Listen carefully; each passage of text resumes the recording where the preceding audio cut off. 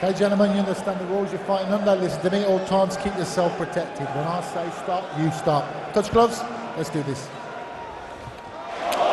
Interestingly, Volkov comes in here as the slim favourite. He's also the higher-ranked opponent. A very Muay Thai style feeling out process here. Both standing in a very upright stance. Alexander Volkov, Dutch legend, K1 and mixed martial arts. Nice low kick block from Stefan Struve. Volkov pushes forward with a couple of feeling out punches. We've been talking lots about it, Dan, his trip over to, or his frequent trips over to South Florida to work with Henry Hooft has really rounded out the game of Struve. He's already looking much more like a Thai boxer in the way he stands and the way he throws. Very, very well. Probably the first time he's ever faced someone taller than him. Conversely, Struve is used to fighting guys of this height. He grew up in the Netherlands, as you spoke about in the walkouts. Everyone around here is tall. Yeah. He was kickboxing with 6'9" guys when he was a very young man. It was a jab right to the mouth of Stefan Struve. Nice, look at that. Head kick attempt, Volkov catches it. But this could be playing into Struve's hands. He might want a grappling match in this one. Well, that's because more than half of Volkov's wins have come in the first round. And he has 18 knockouts or TKOs. His 26 victories, but his chin is being well and truly tested here. Uppercut right hand from Struve, both landed on Volkov. Early on in this main event. Good knee to the midsection there. Volkov, a martial artist since he was 9 years of age. A real traditionalist who's turned into a mixed martial artist. Struve doing an excellent job with that lead knee and the rear teep. Not quite the smile on his face that he had for the first 2 minutes of the round. Oh, and another uppercut from Struve. Echoes of the Stipe Miocic finish. Mobile in the centre of the octagon. He has overcome some really serious health issues and injuries over the years. Good knee to the stomach. That was very nicely placed by Volkov. Buckled Struve's posture for a second. We've not seen Volkov against any adversity so far in his octagon career. Oh, nice. Jumping knee, that cut Volkov. It looks like there's a cut under the eye of Volkov. I see blood on the chest of Struve. It is, but he's now raining down with some big elbows. Immediately there's some urgency in Volkov's attack. He knows that cut's probably in a bad position. Trying to pass through the defences of Stefan Struve. Good defence from Struve on the bottom, but some of these shots are getting through. Let's not forget Struve has 17 submission wins, but he's going to have to recover. 10 seconds left in this opening round as Volkov comes through with some serious ground and pound. There's a good knee from Stefan Struve. Round number 2. The first one usually being a strong one for Volkov. Good work from both guys, especially Volkov to finish strong, but Struve obviously did the most damage in that fight. You can see on the face of Alexander Volkov.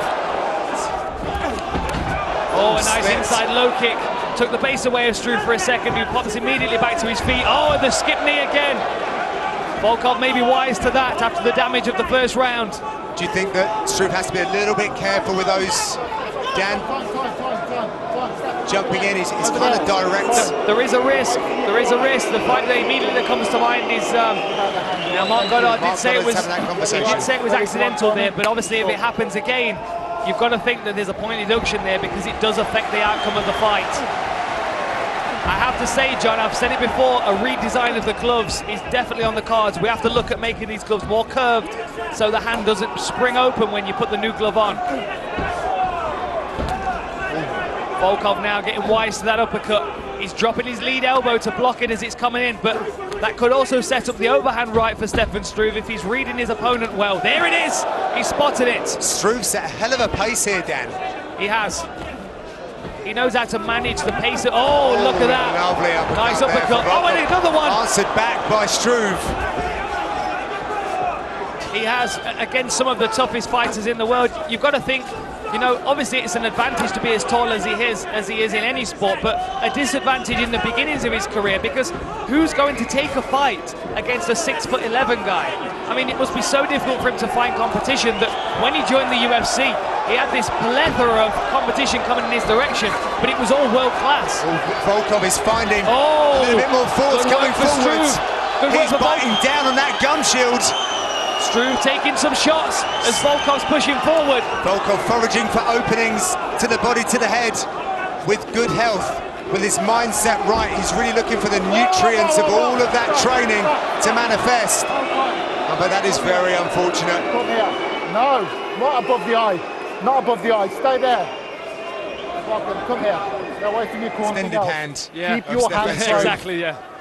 It is extended when it's Stefan Struve's hand. You can see me? Yeah. You're happy? I hope that Volkov is... Okay, let's go. Okay, last time. It's good to continue. Such an unfortunate occurrence in mixed martial arts. A part of the issue, John, a part of the issue is that we spar in boxing gloves. You don't have to close your hand in boxing gloves. Something they use in at the American top team when I was training there. They use the old Bruce Lee Bong Sao Enter the Dragon gloves, which gives some covering of the fingers. Might be worth thinking about possibly redesigning a sparring glove for mixed martial arts. John, I'm coming out with all kinds of business ideas for this. Don't give them fight. away, Dan. We can do something when we put these microphones down. And the ferocity of this sport. Sometimes it happens. Volkov hasn't made a meal of it either, Dan. No, he hasn't. He's looked to get back to the action as soon as he can. Much respect to him there. As he comes forward with that familiar combination. It's a very evenly matched fight so far. I'm surprised that we've not seen Stefan Struve attempt to clinch and work for a takedown a little more. I expected his advantage in this one to be on the ground, but he's allowing Volkov to start coming on strong here. Moving forward and landing combination punches. Look at that again. That was a big right hand by Volkov. Struve covering up. He's coming under fire now. I have to say his defense is looking better though. Even though he's taking these shots, he's wearing them better than he has before. Volkov with a quick step forward. Good work from the Russian fighter. We've got one round left and then we're into the fourth and fifth. Whose cardio will hold up, whose chin will hold up, and at this stage of the fight, whose face will hold up to the punishment.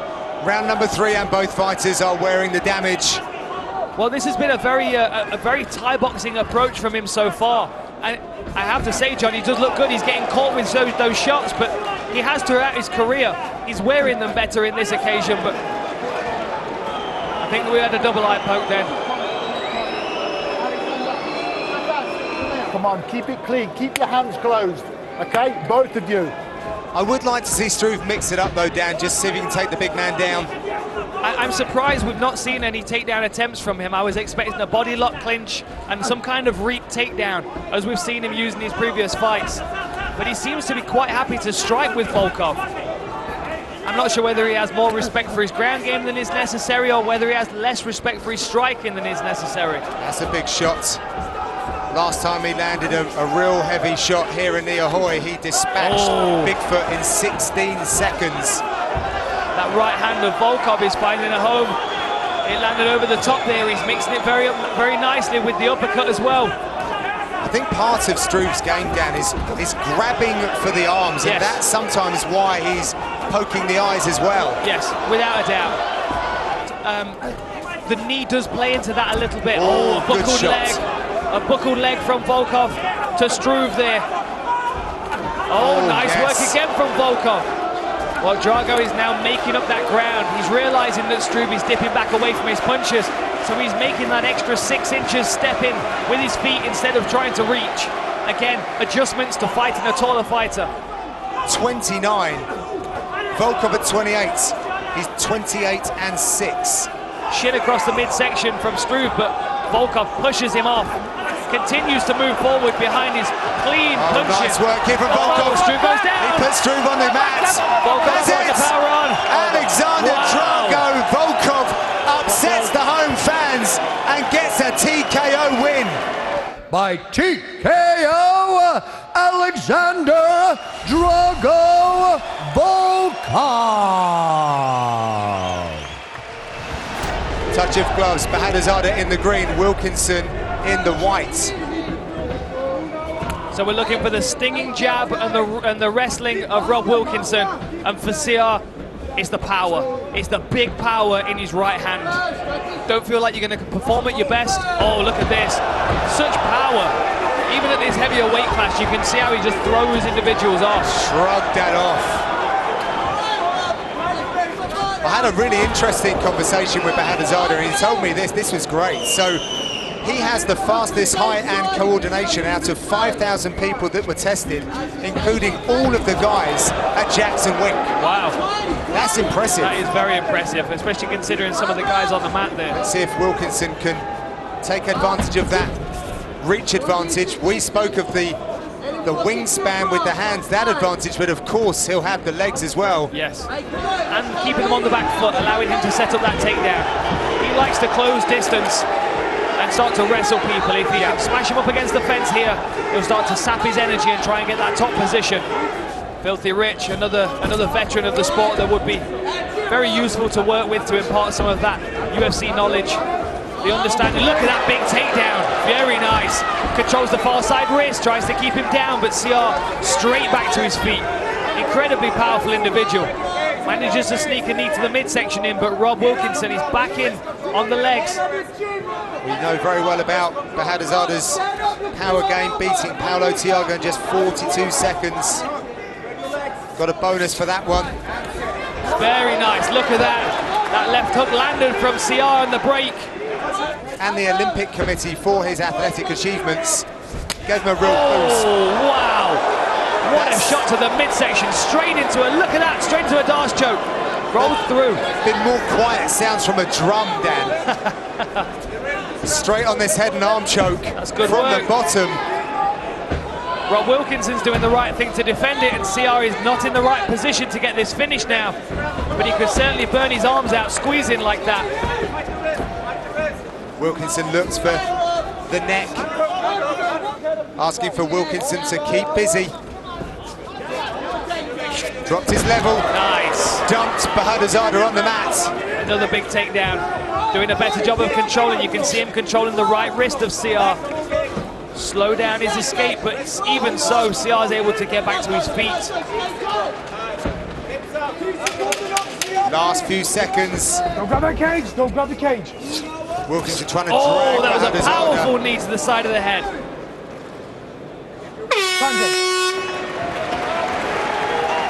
Ready to fight? Bring it on. Fighters come out for round number 2.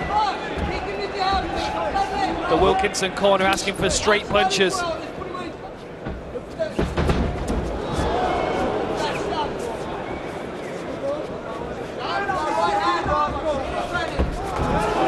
Nice head work there from Bahadurzada.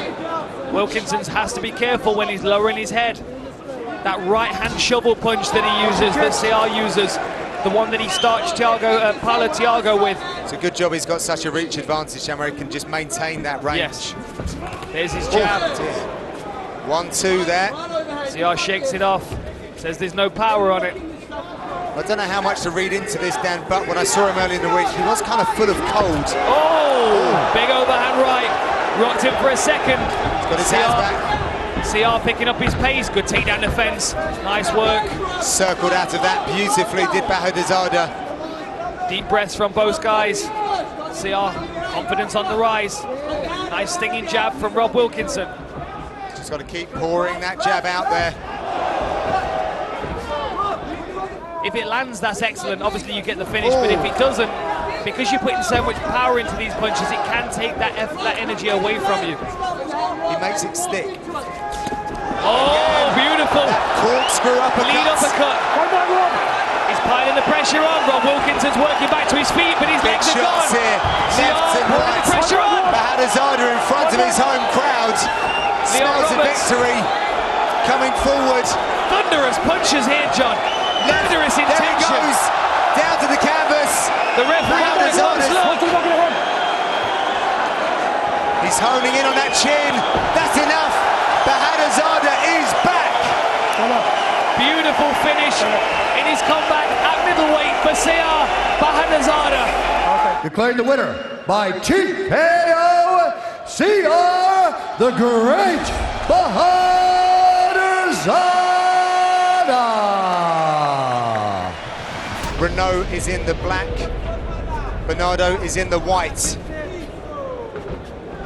Excellent grappler in her own right. Look for differences in the way that Renaud approaches each round, and I mean approaching the round with strategy. She has come unstuck on the scorecards a number of times. I quizzed her about it and she said, yeah, I've definitely got to go out there and start absolutely making sure I win rounds. So she's got to pick up her work rate is what she's being told by the scorecards so far. Oh, look at that, beautiful level change there. Nice work by Talita Bernardo, getting the early takedown. And it's not just Brazilian Jiu-Jitsu that she's good at, Dan. She has very good ground and pound. She's very active to take fights down to the ground. She's definitely got the skills to do it, and as we know with Jessica Andrade, you know, a strawweight title contender, she's a very powerful individual. Trying to feed the arm on the inside to create space. Good work on the up kicks as well when Bernardo steps out. Nice sweep. Nice tripod sweep there. Very nice. Immediately though, Bernardo looking for a leg lock. Yeah, she's got that nice, there's a knee bar coming through here. The knee line's just passed. It looks like Marion Renaud's out, but she's given top position. It's bending in all kinds of ways that looks uncomfortable at the moment, Dan, but yes, the knee is passed. And Renaud docks her back and guard. Nice aggressive crooked guard. Look at that, very nice, controlling the posture, trying to bring the head down. She needs to reach up to her shin, right, Dan? She does, but she needs to control her opponent's posture She's also got that across the head. That's very nice, going for the armbar, very nice. Can she stretch that out? The elbow's turned down at the moment. Bernardo's doing a good job of defending that. It looks like she's going to get out.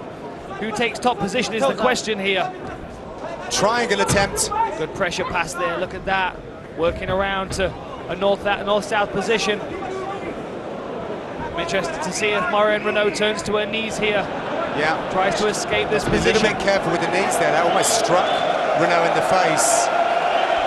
But nice top, heavy pressure here from Bernardo. Using strikes as well in this position, but she spins round looking for the back now. Lovely work, circling to the back. One hook in, two hooks in. Good work by Renaud, inside bicep control. Stifles the ground and pound attack.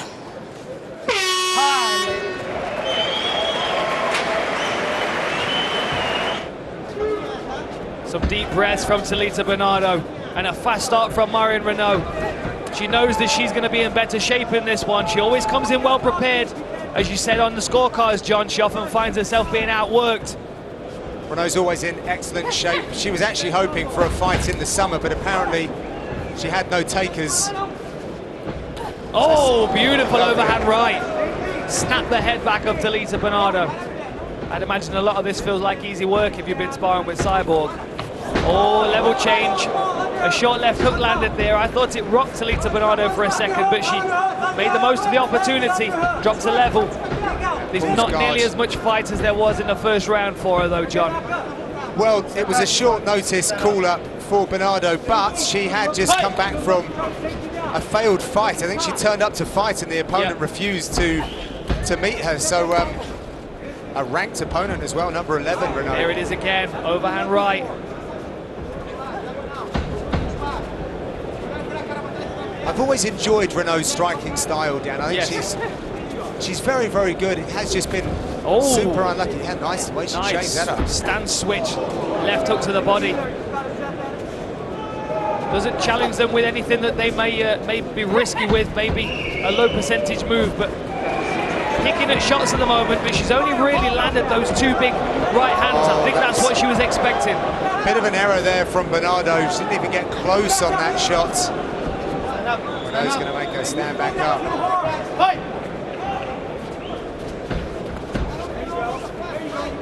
It's very clear that that Marion Renaud knows where she wins this fight. Look at that beautiful takedown there from Talita Bernardo. I thought she was struggling, but she was able to muster this strength to get that takedown. Will Talita be more vulnerable to the submission now she's starting to tire? No, uses that. That's a nice guillotine, nice. To get up those ranges. Good work to the midsection from Marion Renaud as well. She keeps dropping that level of the right hand, powering it into the midsection. I would certainly say that she's not been focusing on her takedown defense as much going into this bout before her opponent was changed. Yeah. Oh, beautiful work. She did some really good stuff with the elbows as well, Dan. when they were in that clinch position. A deep breath from Talita Bernardo, who's trying to throw something back in her opponent's direction, but he's really starting to struggle now. That's a nice straight right. Level change from Bernardo as she takes a 2-1. Good work there from Renaud. Well, it seems like both corner teams are in agreement that Marion Renaud won the second round. And look at that, straight across the center of the octagon into her opponent's space. She's got out heavy hips. She pretty much collapsed onto the stool, Dan, and her posture was terrible, really, not giving herself an opportunity to breathe. She was certainly the first off her stool and across in the octagon, but again, look at that. Talita Bernardo with the takedown. Oh, look at this. Now this is where fatigue comes into play. It's a good triangle set up as well, Dan. Could be a little bit. That foot deeper. Yeah. Got to get the foot deeper. Bernardo's doing a good job of stepping over. That leg's causing Marion Renaud no problems. But if she can get that behind her head, oh, that's good work. Over the shin rather than the foot, Dan. We can see space. That's where she's trying to slide the knee up. Bernardo's done well to turn her way through out of this. Danger. Look at that. Look at that. This is what happened against Andrade as well. She thought she was out, and then she fell back into the triangle. Really good work from Marion Renaud, threatening from her back. Oh, switches it up to the other side to get back to her feet, but Bernardo with a suffocating pressure drops her weight onto the legs of Renaud as she looks to pass round to side control. Unsuccessful on that attempt. Marion Renaud searching for a neck now. She's sat up into a guillotine position. Last time she used this to get up, Dan. Here she goes again, look at that, nice work. Front headlock position, circles to the back, looking to get hooks in. Well, Bernardo's she's literally accepted this position, Dan. She was just kind of protecting her neck. Look for that control on the left arm of Bernardo. She turns out of it cleverly, but a nice back step there from Renaud. And an arm trapped, look at this. That's good work. Bernardo gets her arm free. That's a face bar. It's not under the chin at the moment, but it looks uncomfortable. Really cranking on the jaw now is Renaud. Even in such a fatigued state, she's really still trying to work to stay in this fight. She must feel like she's doing fairly well on the judges' scorecards as well. You know, with the takedown in the first round, obviously the takedown at the end of the second, the beginning of the third. But this is great work from Marion Renaud. The number of submission attempts are really mounting up for Renaud, as are these strikes. Money in the bank, as my friend Dan Hardy would say. I can't imagine Marion Renaud will be satisfied with a decision win here as well. Absolutely not. Maybe she'd want to flatten out Bernardo, but she's going to be wise to that. Yeah, she's coming in with some heavy artillery now, is Renaud. Pouring on the pressure with 10 seconds. Yeah, she's bouncing Bernardo's head off of the canvas here. Does she get a late stoppage? That's it! Wow, look at that, great work. Cheats the judges' scorecards, gets the finish that she's been looking for so very long. A fantastic performance. Declaring the winner by TKO, Marion the Belizean Bruiser Renaud. Babereina in the yellow, Edwards in the black. Southpaw stance for Edwards, southpaw stance for Babereina. That is an interesting as well, Dan. Leon will be good so long as he doesn't make any big mistakes. He said we're going to see some new things from him tonight, but he will definitely be trying to upset the rhythm. To remind him to keep his hands up when they're sparkling under the lights. Yes, indeed. Oh, powerful low kick by Leon Edwards. Very slick, smooth striker is Leon Edwards, but he does need space to do that. You know, very calm and composed. Oh, nice body kick there. Countered by Leon Edwards, who immediately drops his hips to try and avoid guard, which, in my understanding, is tying the legs together with a triangle and sitting on top of somebody, like he did to Michael Johnson in that fight. He's doing a good job here. If he can kick his right leg free, he's going to get another hook. That gives him a minute to work. Babereina's wise to it. You can see he's collapsed onto that side. He knows that danger's there. But Leon Edwards still threatening with the choke. Yeah, he's still got that arm in position, Dan, threatening. It's worth noting the Tumanov finish was he had one hook in. But again, you know, the toughness of Bryan Babereina. it almost plays into his game plan when you win the first round, because, you know, you think you've got him out of there, you think you've knocked him out, you think you've got that submission, and you give it all you've got to get the finish. The second round bell starts, and he gets off his stool and walks across to the center of the octagon. It's so something quite endearing about a man that could always survive the first round and come on stronger. Yes, let's do it. Well, it's interesting you should say about Baberena delaying his activity to the later rounds, Dan, because I'm looking at his statistical strike rate, and it's like 5.31 strikes per minute against a 2.5 average for the UFC. So he's doubling up on that. That means he comes hard and fast rounds 2 and 3. Yeah, without a doubt. Honestly, you look back through the scorecards, and the majority of the time he loses the first round. Edwards shrugs him off. Back into that familiar southpaw stance. It's a nice slice and lead jab that Leon Edwards has got. There it is, you can see it again.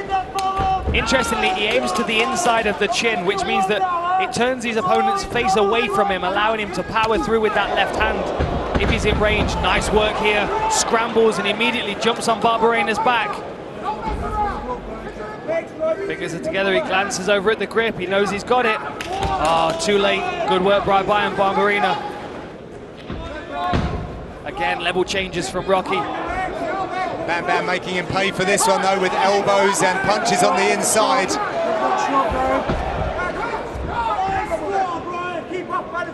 I saw a certain Conor McGregor early in his career earn a knockout by that. Control the center of the octagon and try and keep Barberena on the back foot up against the fence. This is where he can utilize that speed. Oh, nice counter left as Barberena steps in. No doubt that Barberena's got heavy hands. He got his chin checked there though. Edwards coming forward with momentum and power now, Dan. Oh, Barberena landed shots. He ran into something. Leon Edwards is rocked. Barberena's circling to try and get to his back, landing hammer fists. Leon Edwards trying to scramble, clear his head, trying to get to a safe position. Circle to the back. A lot of unanswered shots coming now from Barberena. Edwards rolls into, well, trying to get a guard. Big elbows from Brian Barberena. Edwards has done very well to survive the onslaught later in that round. Reality hit Leon Edwards in that between those rounds. He sat down and his corner team said, you need to have a big round in this third. I have to agree. Was that enough time for Leon Edwards to clear his head? You know, if your confidence rises when you see your opponent's cardio fading, then Brian Barberena is your kryptonite. Look at that, nice lead head kick from Leon Edwards, covered by Brian Barberena. Edwards has very quick feet, massive left hand. Powerful left hand. Just doesn't seem to affect Brian Barberena as much as that sharp left uppercut that Barberena landed in the second. Not even registered. Look at that, good work by Leon Edwards, winning the battle of the balance. The smart thing to do in this position for me, John, is exactly that. Hit him until he gives his back. If you can take his back and lock up a body triangle or at least get some strong hooks in and continue threatening his neck. Look at this, that's good work. Body triangles in. Difficult to escape now for Brian Barberena, who will have to focus on defending his neck. There it is, switching up his grips. I don't think he's got it, John. I don't think he's under the neck. He's investing in it though, Dan. But every time he changes that grip, it's a little bit of reprieve for Barberena. Counting down the seconds and winning this round. That's a good squeeze he's got there. Into the crook of the elbow is the chin of Brian Barberena, but it can be a very uncomfortable one. Good work by Leon Edwards to recover though. Not able to get the body triangle back, but he still has the back of Barberena. The crowd really appreciating Barberena getting back to his feet. He's taken shots, defended submissions, gotten back to his feet. Hard one to score this with that knockdown in the second round. Do something impressive in these last 40 seconds. Last 10 seconds. Third and final round. Rolling for a knee perhaps. Didn't work out. Good work, still travelling to the final bell though. Frustration on the face of Brian Baberena. Feels like he may have just let that one slip away from him. For the winner, by unanimous decision, Leon Rocky